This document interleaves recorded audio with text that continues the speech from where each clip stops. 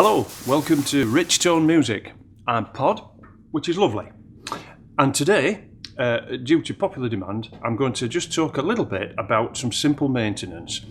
Now, when I was a boy, many years ago, up on Pod's Mountain, I remember old Grandma Pod used to have a saying, "A stitch in time saves nine." Now, she was a mad old woman. However, in this particular case, she did have a point, because what she was trying to say in her pre-black and white kind of speaking was that if you do a small amount of maintenance when you see a problem occur, you will save yourself approximately 9 times as much trouble later on if you don't. So, the most common problems that we get brought into the shop for fixing, which are simple and avoidable, are loose wires. It's just a wire off, somebody will say, but yeah, it only came off because you noticed something going wrong and you didn't do anything. Now, the most principal, useful thing to do is to take note when you get something like this wobbly knob.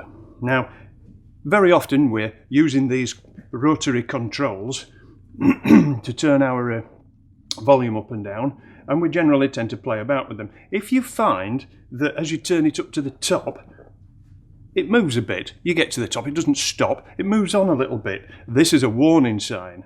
Warning. Now, what that means is the nuts come loose. I'll show you what's happened here. Take off the knob. Underneath, that's your pot shaft, and here's a nut. Oh, and look at this little guy.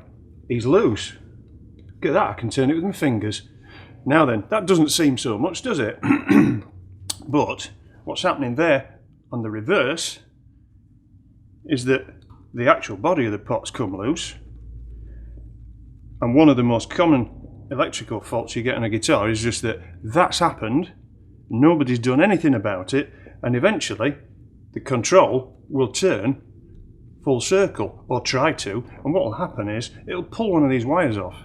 Now that's entirely avoidable, and it's avoidable simply by getting a spanner, putting your finger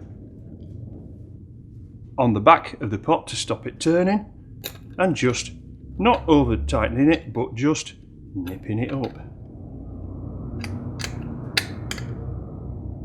That's your stitching time. That'll save you having to take it into a store near you and have somebody solder the wires back on, because that's what'll happen, they'll come off. The other one that's a big problem for folks, same idea, but here in the jack socket. If that starts to get rattly and loose when you're plugging your jack in, which it might do because the jack goes in and out a lot, if it starts to get loose, again, it'll come off, it'll twizz round. What you might be tempted to do, because you know that that's a problem, is to get your spanner and try to tighten it up from the outside, like that. What you'll find is that the back part will turn round as well, and that'll create this twisted wire, and guess what'll happen? The wire will break off, and then you'll have to take it for repair. All you need to do really is take your back plate off, put your finger on the back of the component in there, get your spanner on it. Of course, make sure you've got the right size spanner in the first place, but you get your spanner on it, turn it, tighten it up. That was good, wasn't it? That just goes to show that this is live, that I haven't got the right size spanner for that particular trick. That's better, near enough. So you just tighten it up from that side. You can take plates like this, you can take them off, of course, to get to the back. But it's important when you're doing that that you hold the components at the back and don't just turn it with the spanner. Now, that's all right on a guitar like this, but in order to maintain some things, you need a little trick. Now, this is a hollow-bodied guitar, and one of the most saddening things with hollow-bodied guitars is when jacks come loose on these, the jacks here, if it comes completely loose, it can fall into the body of the guitar. And then that creates a lot of head scratching because people are just there going, well, there's no compartment. What do? Get a can opener and take the back off? No.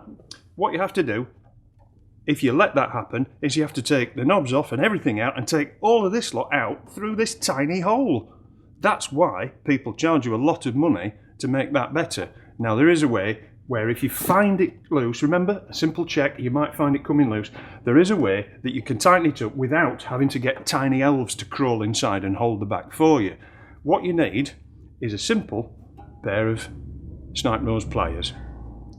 Nothing special about these, dead ordinary pliers. But what you do with them is, because you can't get your finger around the back of the jack to hold it still, open them out, put them into the jack. Now, this part of the pliers is actually quite sharp and very rarely gets used. So if you're going to tighten this jack up, if you simply push that into the centre part of the jack and put your spanner around the outside, the pliers will hold the jack steady while you just nip up that nut. As you can see, that was needing a bit of turning. That's a simple trick. You can have that for free. Don't let these tiny things just go on and create a big problem. I don't mind taking your money. Other people, guitar techs in various stores all across the land, will absolutely rejoice that you bring a simple, avoidable problem like that into them. But you know better, don't you? Now then, that's enough for me. I'll get off, and until we see each other again, may the forks be with you.